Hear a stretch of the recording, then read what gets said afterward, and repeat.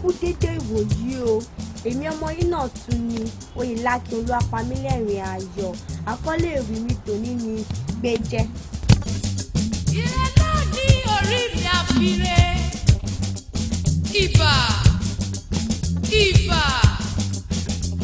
ibà láfọjọ́ nínú ààrẹ yọ. Gbéjẹ́ ọ̀rẹ́ ni ìpàlẹ̀ kò pé rárá rògbòdìyàn kò sún wọn ìjà ò dọ́là lórí àwọn àgbà orúkọ ní fi san ni ẹni Gbéjẹ́ ló lè gbádùn ayé béèyàn bá ṣera rẹ̀ níwọ̀n bẹ́ẹ̀dà bá sì mọ̀ ara rẹ̀ orí wọn ló lè gbádùn ní dúníyàn èèyàn tó fojoojúmọ́ fàjọ̀gbọ̀n ẹni tó ń fọjọ́ gbogbo dà lóru onítọ̀hún kóra rẹ̀ sínú ìyọnu ni má fọhun tọrọ rẹ̀ ò tó mo bá rí bọ́ọ̀ lórí tán orí lè yọkan ogun gidi gan ni ó lè sọ ẹ́ dèrò ibi tó fẹ́ dé ìgbà tó bá débi tó fẹ́ dé ara rọ̀ ẹ̀ wọ̀ bí ọbẹ̀ àpọ̀n tètè yára fetí sí ìkìlọ̀.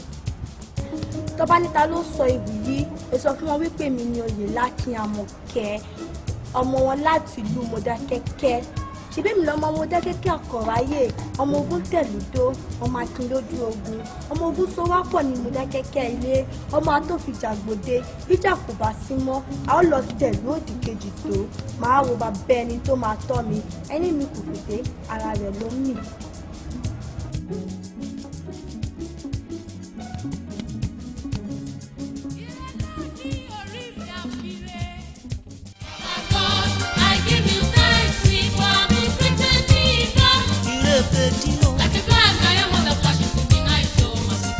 I am proud to be black. Bàbá mi o. I give you thanks for having created me black. Like a black diamond that flashes in the night, oh my sweet Africa. I am proud to be black. Black is beautiful. Black is beautiful.